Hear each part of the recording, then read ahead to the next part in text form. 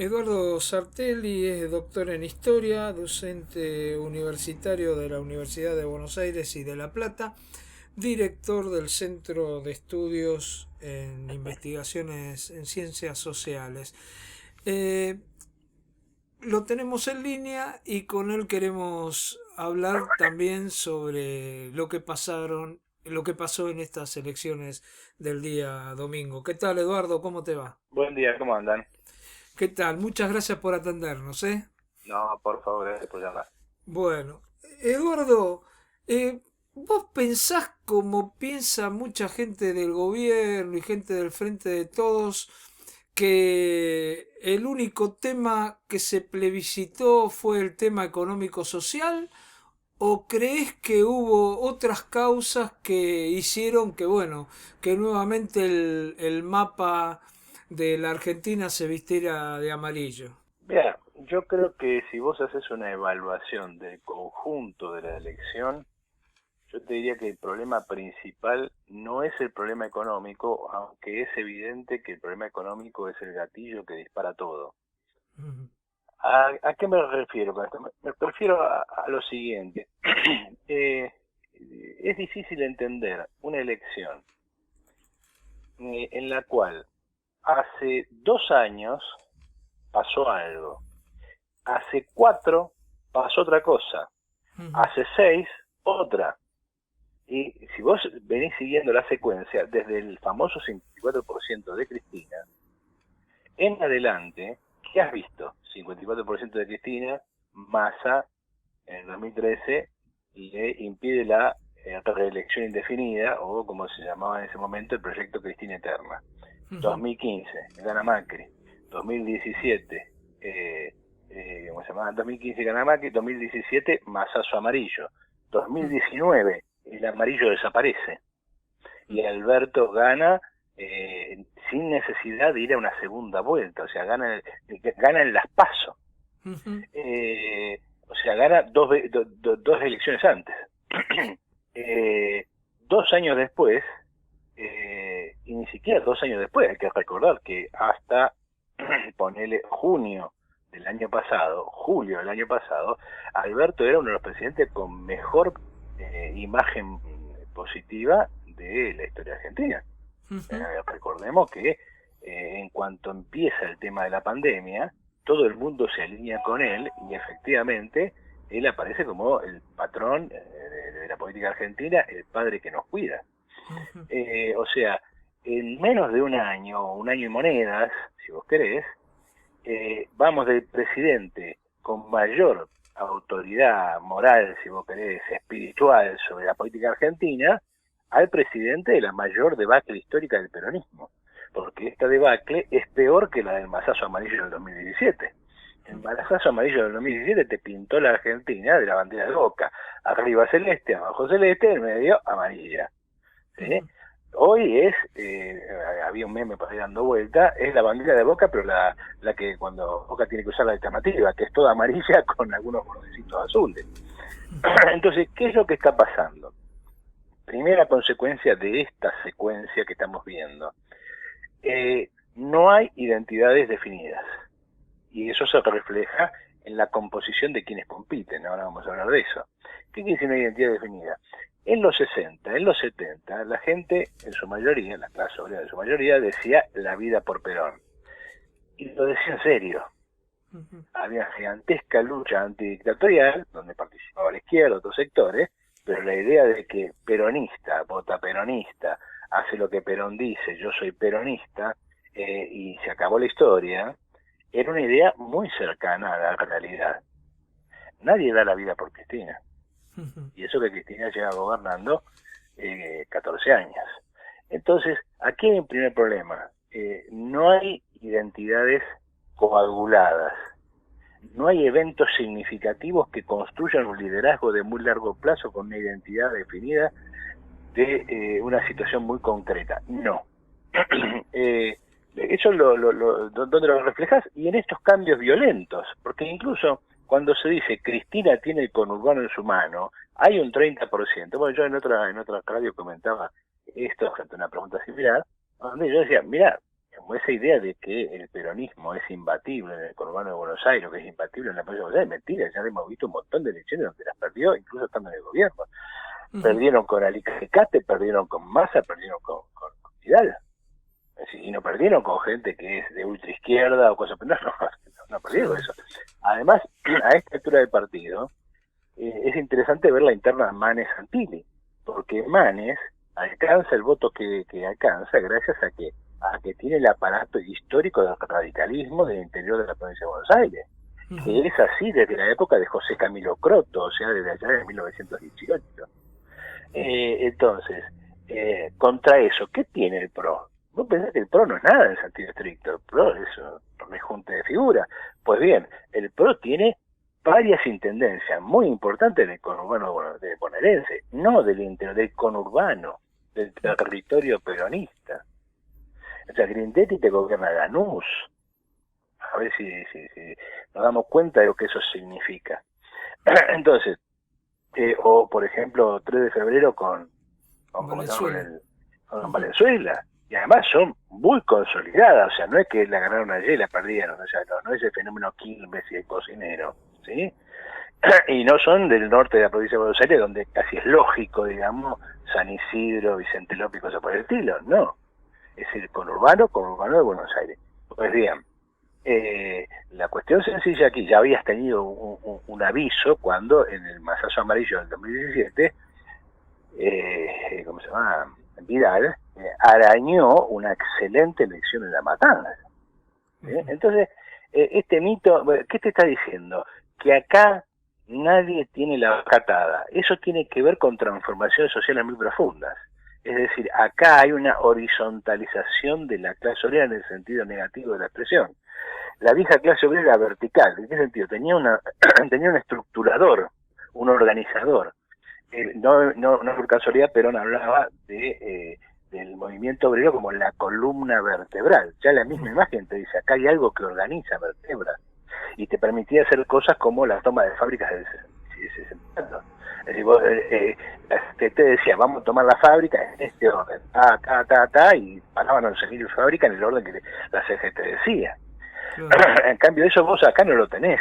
¿Por qué? Porque tenés el crecimiento de una masa muy grande de gente cuya única vinculación es territorialidad, es decir, es una masa de desocupados, semiocupados, gente que transita en el mercado de trabajo muy aleatoriamente, muy precariamente, cuya principal estructura de organización es la territorial, es decir, es el municipio. Entonces, en ese contexto, esa gente depende mucho del Estado. Si el Estado no te da, esa gente no tiene ninguna fidelidad. Es el 2001. Si el Estado te da, entonces vos votás. A ver, ¿cuál es la principal bronca que tienen Grabois y compañía con el gobierno de Alberto y de Cristina? Que con Macri estaban mejor y que están soñando que vuelva Carolina, por Carolina Stanley. Entonces, ahí entonces hay una situación completamente nueva que explica esto de que Juntos por el Cambio haya podido hacer semejante elección en el conurbano. Primera cuestión. Segunda cuestión, ojo que Juntos por el Cambio no hizo una gran elección, no sacó muchos votos más que en el 2019. Sí, más o menos lo mismo, ¿no? Lo que sucedió es que se desplomó el kirchnerismo. Claro. Y insisto con esto, se desplomó el kirchnerismo, no el peronismo, el kirchnerismo. Esta fue una elección contra Cristina. Y vos pensás, en el 2019, la comparación no necesariamente es válida, pero en el 2019 Alberto recibió más de 12 millones de votos. Ahora no alcanzó a los 7 millones. O sea, en un año perdiste 5 millones de votos. ¿Esto qué nos está diciendo? Que acá hay un problema, y ese problema se completa en este cuadro que estamos hablando con el tema del abstencionismo. Entonces, acá el 33% del padrón total no fue a votar. Nunca va a votar el 100%. Siempre está, si la elección es muy buena, es 85, 87. Si la elección es más o menos mala, 77. Te votó el 67% de la gente. Eso que significa que hay un 10% que dijo, no voy. Le sumás el 5% de anulados y en blanco, y tenés que el tercer puesto de la elección lo sacó lo sacó el voto en blanco, nulo, abstención. ¿Eso qué quiere decir? Discúlpame que te interrumpa Sí. un segundito. No, dale. Cuando vos decís que el voto es contra Cristina, sacaron justamente en todo el país el 31% de votos. ¿No es justamente ese la base de votos que se decía o se dice que aporta Cristina? Es decir, ¿no sería al revés, que solamente esos votos fueron del kirchnerismo? Primera cuestión. Si me permiten terminar la idea anterior y ahora vamos a esta. Dale. Está enganchado el fin de esto con el fin del anterior con esto que me preguntas ahora. Sí. Entonces, lo que hay acá en juego es más bien la ruptura de la grieta por una grieta nueva, que es el que se vayan todos, es decir, la oposición entre la masa de la población y el sistema político, que no logra encauzar la situación. Y eso lo ves en ¿dónde? En el abstencionismo, en el no ir a votar, en el voto en blanco, y lo ves en candidatos que han obtenido buenas elecciones, una buena relativa elección, muy inflada a mi juicio, como el caso de Milei, que Milei no fue votado porque es liberal. Un estudio muestra que 8 de cada 10 votantes de Milei no tienen ni idea de qué es el liberalismo. Claro. Lo votan porque es antisistema. Claro. Es decir, vamos contra la casta. ¿Sí? Entonces, el punto central allí es que efectivamente hay un clima muy ¿anti qué? Anti los que están gobernando, muy parecido a que se vayan todos, y el que está gobernando es Cristina, no está gobernando Alberto, como dice el Turco Asís. Este es el tercer gobierno de la doctora, ¿no? Encabezado por Alberto Fernández. La elección fue contra Cristina, y te das cuenta por los lugares que se perdieron. Por empezar, vos no hubieras perdido lo que perdiste si no hubieras perdido con Urbano de Buenos Aires, y con Urbano de Buenos Aires lo perdiste porque perdiste lugares donde no tendrías que haber perdido, pero además donde ganaste no sacaste la diferencia que habías sacado en otro momento. Claro. Entonces ahí perdió Cristina. Escúchame, perdió Mayra Mendoza, perdió Anabela Fernández Sagasti por aplastamiento en Mendoza, perdieron Tierra del Fuego, perdieron Chaco con Capitanich, que era el candidato a ser presidente antes que Alberto Fernández, perdieron Santa Cruz. Entonces, hay un punto en el cual es muy claro que donde está Cristina, el que está allí pierde. Y que Cristina en esta elección fue piantavoto muy claramente, y que ese 31% se reúne por otra gente. Perdieron Santa Fe. ¿Y quién hizo la campaña en Santa Fe más anticristina? Carolina Lozada, que en todos sus spots eran contra Cristina. Y Carolina Lozada ganó la elección y ganó la interna contra el candidato de Macri y contra el candidato de Larreta, porque ella ahora se lo reprocha todo diciéndole: yo acá la hice sola. Claro. ¿Quién ganó en Córdoba? En Córdoba ganó Juez, que cuando vos lo escuchás hablar es una especie de Milei cordobés, o sea, es más simpático, no es liberal, y además cuenta buenos chistes, pero digamos, su posición frente al gobierno es más o menos de la misma. Y esa cosa anti-casta, anti-sistema político, el propio de Juez. Entonces, cuando vos empezás a ver el componente de qué es lo que se perdió, dónde se perdió, es claramente anti-Cristina. Entonces, esta elección, volviendo a anudar esto con lo anterior, es la cuestión económica, pero también es algo más que eso, que es la pérdida de expectativas vitales. Es decir, la sensación de que esto no va para ningún lado y que acá no hay futuro. No es extraño que un candidato como Milei, que tiene hasta una estética punk, capture a algún sector que dice: acá no hay futuro. ¿Y por qué? Porque esa es la verdad. Vos veas la campaña. ¿Cuál es el dato elemental de la campaña? De cualquier candidato, incluyendo a la izquierda. El vacío absoluto. A ver, ¿cómo me vas a resolver el problema? No tengas problema porque en el peronismo se garcha. ¿cómo se llama? Esta chica Cintia Fernández. Eso ya te da el tono de la campaña. La izquierda bailando la cumbia. Vos te das cuenta que el contenido de la campaña es nulo, no hay ninguna idea, no te dicen nada. Los spots ¿cómo se llama? El peronista ¿cómo se llama? El único que se presenta como peronista, Moreno. Son, por la exageración, son, digamos, la quintesencia de lo que fue esta campaña, un delirio. Moreno le pone Perón a tu vida con la música de Maroglio. O sea, es muy bizarro todo. Y nadie te dice, te da dos ideas. Entonces, acá no hay futuro y no hay uno que te lo ofrezca. Y que se vaya toda la mierda. Entonces. Y eso fue la elección. ¿Entendés? Obviamente, ¿qué es lo que le dio el triunfo a Cambiemos, a Juntos por el Cambio? Que vos fijate hasta qué punto es lavado, que antes se llamaba Juntos por el Cambio. Uno podía objetar, bueno, está bien, Juntos por el Cambio, ¿cuál cambio? ¿Sí? Eso ya entraba en el terreno brumoso de ideología. No te lo digo porque si te lo digo no me votás, como diría el turco. Pero ahora ni siquiera Juntos por el Cambio, juntos, ¿para qué? No sé, pero estemos juntos. Entonces, vos te das cuenta que eso no tiene ningún valor. Es con vos, pero ¿para hacer qué? Es el colo. ¿Qué carajo me importa el color de pelo? ¿Entendés? Ahora, te das cuenta que esta vaciedad de la campaña está mostrando que esta elección es un síntoma muy claro de un agotamiento de un sistema social que no encuentra salida. Claro. Me parece que eso es el núcleo que está ahí. Claro, ahora, Eduardo, es verdad lo que vos decís, no encontramos salida. Lo de esta campaña sin propuestas, bueno, vos bien lo describiste.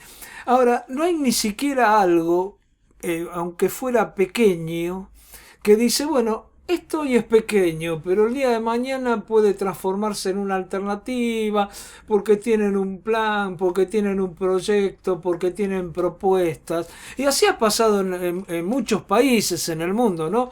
Gente que sacaba el 5% en las elecciones, el 3, el 4%, pero después crecían y en determinado momento podían hasta llegar a ser poder, qué sé yo, para dar un ejemplo por ahí viejo, Allende en Chile, por decir algo. Pero no se ve nada de eso, o se ve, o hay algo de eso. Porque desde el discurso sí, la izquierda dice que sí, Milei dice que sí, otros pequeños grupos dicen que sí, pero desde lo concreto no hay un trabajo de ese tipo. Milei no tiene nada para ofrecer, es un candidato muy inventado, sí. Muy fogoneado por los medios, incluso que ahora se lo fogonea de una manera muy sorprendente, entre otras cosas porque metodológicamente hay un problema con el concepto de porcentaje. No te voy a explicar por qué. Porque si vos lo medís en porcentaje, la realidad es una, pero tenés que ver otras cosas, porque el concepto de porcentaje es muy engañoso. Milei sacó el 13%, 13,6%. Sí, son 230.000 votos. O sea, con eso no movés el amperímetro de nada. No, aparte muy encapsulado acá en la capital, ¿no? Que sí, parece bueno, pero como algo ojo, efímero. No se dice nada, pero José Luis Esper sacó 400.000. Lo cual también se explica porque en provincia de Buenos Aires pesa mucho el voto militar. No por casualidad bajó Centurión, no por casualidad ellos se sacaron fotos con Aldo Rico, etcétera, etcétera. ¿Se entiende? No es un fenómeno que uno diga, bueno, esto se va para arriba. Por dos razones. No tiene ninguna propuesta más que macanear, porque si Esper dijera lo que decía antes, cuando era periodista, no lo vota nadie. Vamos a echar 2 millones de empleados del Estado. Claro. Entonces sale Milei a decir, no, los planes por ahora no los vamos a tocar. Sí, jodeme, ¿y cómo vas a bajar el gasto público? ¿Entendés? Además, yo quiero recordarle a la gente, porque la gente parece que, digamos, sobre todo los periodistas de los grandes medios burgueses no tienen memoria, que Álvaro Sogray fue 16 años consecutivos diputado de la Ciudad de Buenos Aires, que en las elecciones que ganó Menem, Álvaro Sogray sacó 8% a nivel nacional, él solo, y que en Ciudad de Buenos Aires ha sacado elecciones de 13, 14 y 15%, y que personajes de cuño liberal de características populares hemos tenido a los pavotes. Pensemos en Adelina D'Alessio Viola y su famoso socialismo en las pelotas. Claro. Entonces, Claro. entonces no es un fenómeno que numéricamente uno se pueda asustar, pero además no es un fenómeno que pueda darle una perspectiva, salvo que adopte la beta más milesiana. Y la beta más milesiana es la beta más fascistoide.